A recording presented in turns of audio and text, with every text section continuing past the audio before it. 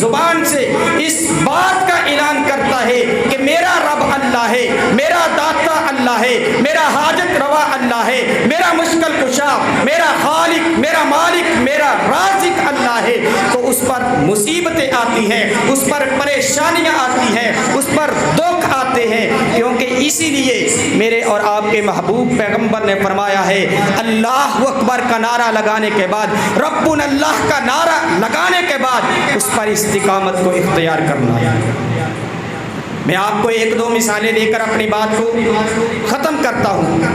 جب سیدنا ابراہیم علیہ السلام کو اللہ ذوالجلال نے سمجھ دی، نبوت دی، تو سیدنا ابراہیم علیہ السلام نے حق کا اعلان کیا، ربنا اللہ کی صدا کو بلند کیا، تو سارے ان کے دشمن ہو گئے، حتیٰ کہ آپ کا باپ بھی آپ کا دشمن ہو گیا۔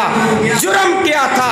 جرم یہی تھا کہ انہوں نے کہا تھا کہ ربنا اللہ، میرا رب اللہ ہے۔ اسی طرح سیدنا موسیٰ علیہ السلام نے جب فرعون کے کٹہرے میں کھڑے ہو کر، سامنے کھڑے ہو کر کہا تھا ربنا اللہ، میرا رب اللہ ہے، میرا داتا اللہ ہے، میرا حاجت روا اللہ ہے، تو قرآن کہتا ہے فرعون کہتا تھا وقال فرعون ضروری، فرعون کہتا تھا مجھے چھوڑ دو، اقتل موسیٰ، میں موسیٰ کو قتل کر دیتا ہوں۔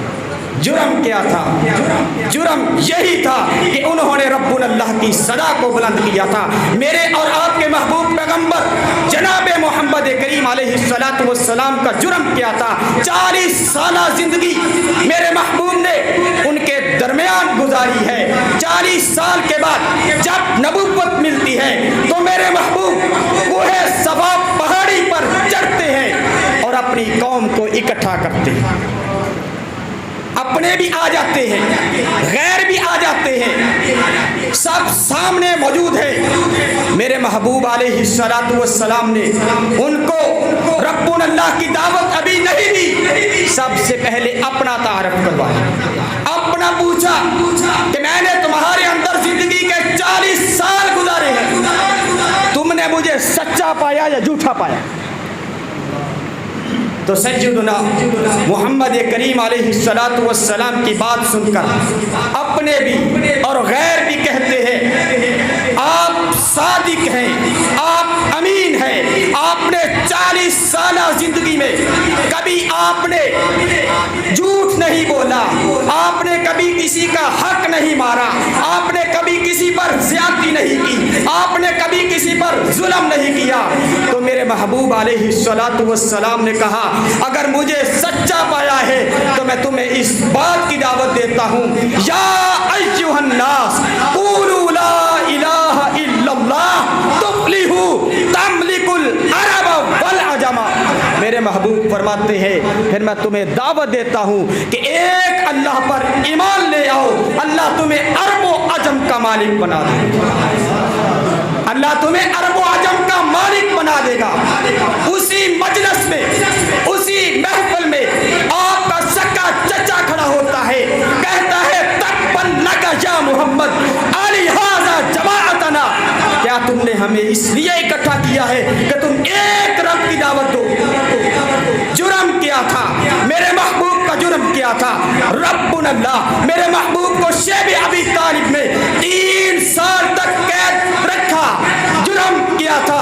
ربنا اللہ، میرے محبوب علیہ السلام کو اپنے محبوب شہر مکہ المکرمہ سے ہجرت کرنے پر مجبور کر دیا گیا۔ میرے محبوب بیت اللہ کی طرف منہ کر کے کہتے ہیں تجھے چھوڑنے کو دل نہیں کرتا، لیکن یہ مکے والے بڑے ظالم ہیں، مجھے یہاں رہنے نہیں دیتے۔ میرے محبوب کا جرم کیا تھا؟ میرے محبوب علیہ السلام کی بیٹی کو شہید کر دیا گیا، نیزہ مار کر میرے محبوب کی بیٹی کے بچے کو بھی شہید کر دیا گیا تھا۔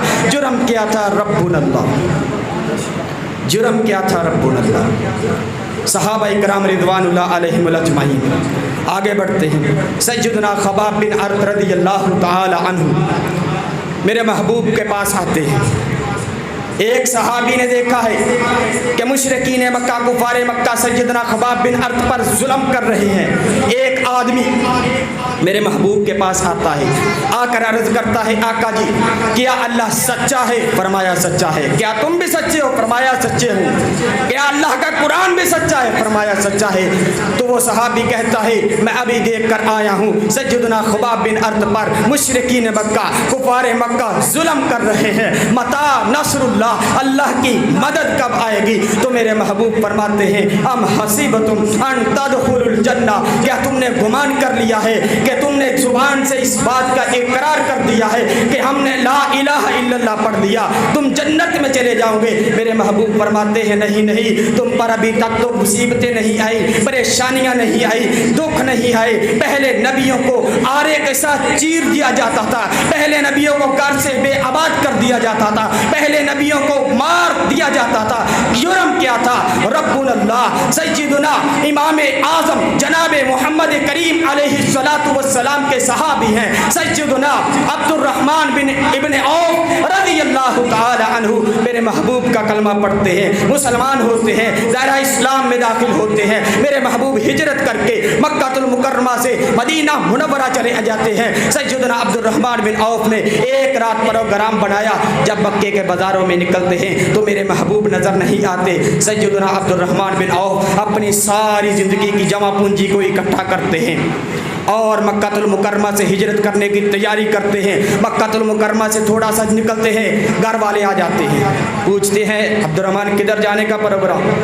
کہا میں اپنے نبی کے پاس جا رہا ہوں، میں وہاں کھل کر عبادت کروں گا، میں نے رب اللہ کی صدا کو لگایا ہے، میرے محبوب نے رب اللہ کی صدا کو لگایا تھا، تم نے ان کو مکے میں نہیں رہنے دیا، اب میرا بھی دل نہیں لگتا، میں بھی مکے کو چھوڑ کر مدینے جا رہا ہوں۔ کہا ہے جانا ہے تو جاؤ، یہ جو بیٹا ہے تمہارا دودھ پیتا بچہ ہے، تم ان کو ساتھ نہیں لے کر جا سکتے، یہ ہمارے خاندان کا فخر ہے، یہ ہمارا بیٹا ہے، تم اس کو ساتھ نہیں لے کر جا سکتے۔ سیدنا عبد الرحمن بن عوف سے ان کے چھوٹے سے بچے کو چھین لیا گیا تھا۔ جرم کیا تھا؟ رب اللہ، حتیٰ کہ بیوی کو چھین لیا گیا، حتیٰ کہ ان کی سواری کو، درم و دینار، پیسے کو، سب کو چھین لیا گیا۔ سیدنا عبد الرحمن بن عوف ہزاروں میل پیدل سفر کر کے مکہ المکرمہ سے مدینہ منورہ پہنچتے ہیں۔ میرے محبوب سامنے تشریف فرما ہے، پوچھتے ہیں کیسے آئے ہو؟ سیدنا عبد الرحمن بن عوف کہتے ہیں اے قاضی میں نے سب کچھ لٹا دیا ہے، سب کچھ لٹا دیا،